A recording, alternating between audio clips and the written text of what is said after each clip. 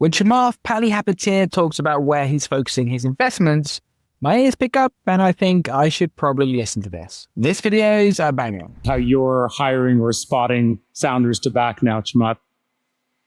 To be honest, I'm down to probably one or two bets a year. It's become more for me, I probably since 2016, just identifying a theme, and I've been just starting things and getting them off the ground. And that has been a bigger sink of my capital. Because when I stopped working as a traditional venture fund and I was just investing off my balance sheet, I didn't have to go and demonstrate that I had 40 investments and this person went to this school and that person went to that school. So it doesn't make any sense. So I'll just find a few things a year that I think are on a theme that I think is very important. And then I just try to kind of work on that. This AI theme for me started in 2016. So that's been a long journey. And the first thing that I did was in silicon. And that is a super long journey of brain damage. And now it's finally working, but it's taken, almost 10 years. But now I can sort of see a path to kind of do the other thing. So there's been a big effort on physical AI that I've been spending some time on, and now a little bit more on the software side. You're also investing in AI infrastructure, data centers. Is that? I did a data center mostly because I just wanted to understand what the economics of these things were. I basically I found out, Gates, it's so crazy. Gates is he's such an enigma to me. He told me he has a 45,000 hectare city that he's building in Phoenix. And I was like, what the fuck? So I had somebody go and do the work, and they're like, yeah, Bill owns 45,000 acres north of Phoenix, and he's building a smart city, and it's his own little kingdom. But then there was 3,000 acres right beside it, so I bought it. Yeah. And so then I was like, okay, well, what do we do with this? There's a wonderful real estate investor that I partnered up with. Her name is Anita Varma, who lives there. And she's like, well, let's build a 1 gigawatt data center. I was like, okay, let's try that. Let's go. Where you get the power? What's your choice? Well, so the thing is, I've been working on the power side well before that. Then I was like, okay, I'll just do it. It's, we were able to get a deal done with the nuclear generation facility there. But my view is this: look, if you're going to be if you're going to be an entrepreneur today, if you don't have an existing $100 billion business or a bunch of legacy stuff, what would you do? I think the way to think about this is, first, it's power. In the next 30 or 40 years, you just need to look at the power generation of China versus America. We're 8 terawatts behind over the course of the next 30 years. Anything related to power, and specifically, it doesn't mean SMR and all this other bullshit that doesn't work. More practical stuff, but power is a huge business. It will mint kingmakers, because if you own the electricity, you can then allocate the electricity. Then it's silicon. You have to understand, all of the pre-training that has been happening for the last 8 years has effectively been working backwards from a custom understanding of NVIDIA. That is what CUDA allowed people to do. So if you look at that first generation class of models, it was all working backwards from CUDA as if NVIDIA was an internal team. That's not true anymore. So now you're going to see all different kinds of silicon. I would not be surprised if at some point Toby's like, for my business, here's my own vertical stack, and he'll spin his own silicon. It's really accelerate Ruby. Yeah. And to accelerate Ruby is probably the reason why you would do it. But the point is that there's going to be an entire body of silicon that gets around, that focuses on inference and how that happens. Then above that, you'll have things like data centers. But then above that, you'll have certain classes of apps. So I think it's navigating this properly. And so I just like to have different bets. It's kind of like Stan Druckenmiller has a thing where you invest, then investigate. And so you just got to, rip in a couple $100 million or $1 billion. You wake up in the morning, you're like, okay, I got to pay attention here.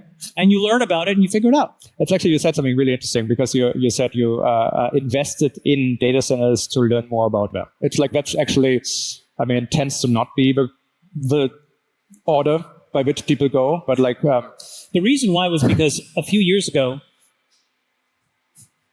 there was a couple guys that had left working on the energy supply chain at Tesla. And this is like a great way to know when people are good. Like, I think the best recruiter in the world is Elon Musk. There's nobody better.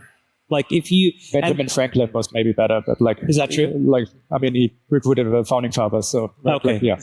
Then maybe let me say that of the current generation, there's nobody better than Elon. And if you send him a message with a name, sometimes he like, most of it just goes into a black hole, which is his way of saying, sometimes he'll respond, he's okay, which is basically saying he's like Einstein.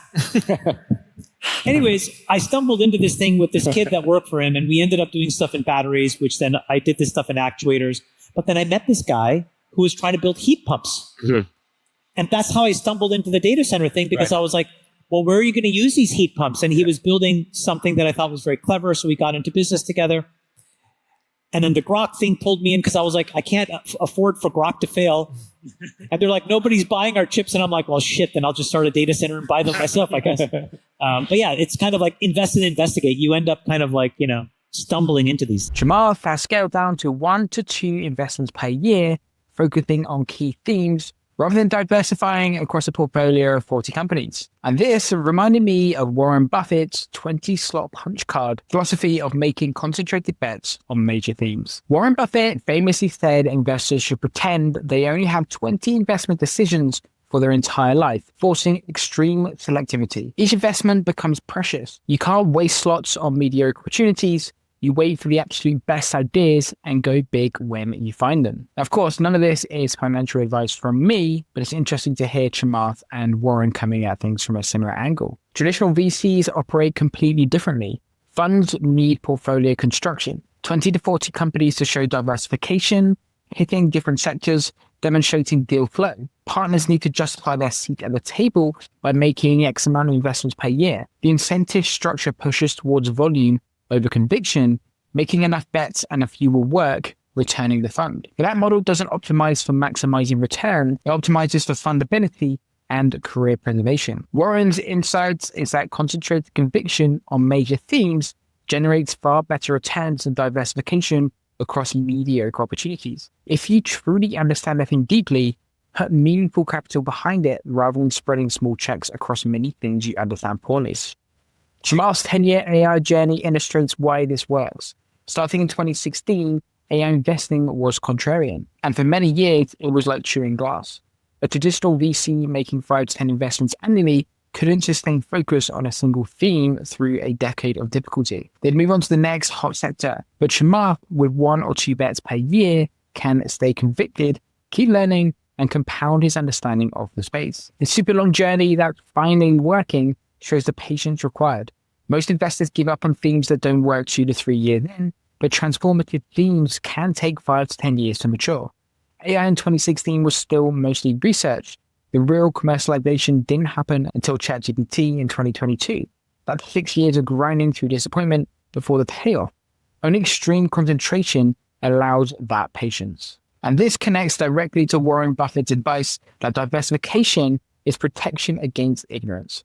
If you don't know which businesses will succeed, spread your bets. But if you have deep conviction and understanding, concentration is optimal. This approach also scales with capital too. Chamath can now rip a couple $100 million or $1 billion into opportunities. That's only possible with concentrated conviction. And when it comes to investments, the biggest theme Chamath sees for the next 30 years is one most investors are ignoring. Power generation is the dominant investment opportunity for the next 30 to 40 years because America is 8 terawatts behind China, and if you own the electricity, you can then allocate the electricity. This is the investment thesis most people miss because power infrastructure is boring, regulated, and unsexy compared to AI and software. But Chamath's right that power is the foundational constraint determining everything built on top of it. No electricity, no data centers, no AI training, no AI, no next generation of technology, and ultimately, no synthetic intelligence. A terawatt is 1,000 gigawatts or 1 trillion watts. America being 8 terawatts behind means China will generate 8 trillion more watts of power over the next 30 years. That's the equivalent of 800 large nuclear power plants. China understands that economic power flows from energy abundance. They're building coal plants, nuclear reactors, solar farms, and wind installations at unprecedented scale. Meanwhile, America is decommissioning power plants faster than building new ones, fighting about energy sources, and constraining new generation capacity with regulation. That divergence creates a massive strategic advantage. When energy is scarce, whoever controls supply controls what gets built. Data centers need gigawatts of power. If you own the generation capacity, you decide which data centers get built, where AI training happens, which companies get compute access, and that's king maker level influence over the entire tech economy. This is already playing out. Microsoft, Amazon, Google are all securing direct power purchase agreements with utilities and investing in generation capacity because they can't scale AI infrastructure without guaranteed power access. The constraint isn't capital or chips anymore, it's electricity. So companies scrambling for power deals today will pay premium prices. Companies that own generation capacity tomorrow will have structural advantages competitors can't overcome. Chamath's 30 to 40 year timeline is important because power infrastructure has an extremely long cycle time. A nuclear plant takes 10, 15 years to build.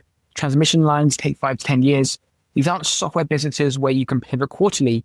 Once you commit capital to power generation, you're locked in for decades. That creates massive moats. If you build early, competitors can't catch up quickly, even if they'll recognize the opportunity later. Whoever controls energy infrastructure for the next 3 decades controls AI development, manufacturing, electric vehicle charging, cryptocurrency mining, and countless applications we haven't imagined yet. The stack Chamath describes: power at the bottom, then silicon, then data centers, then applications and intelligence. Power is the foundation that everything else depends on.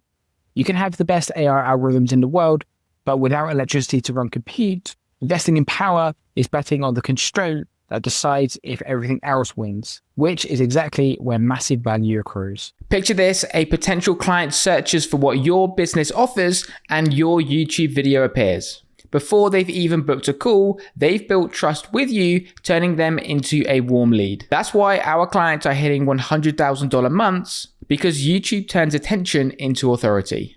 If you run a business, book a call and I'll show you exactly how to make this happen.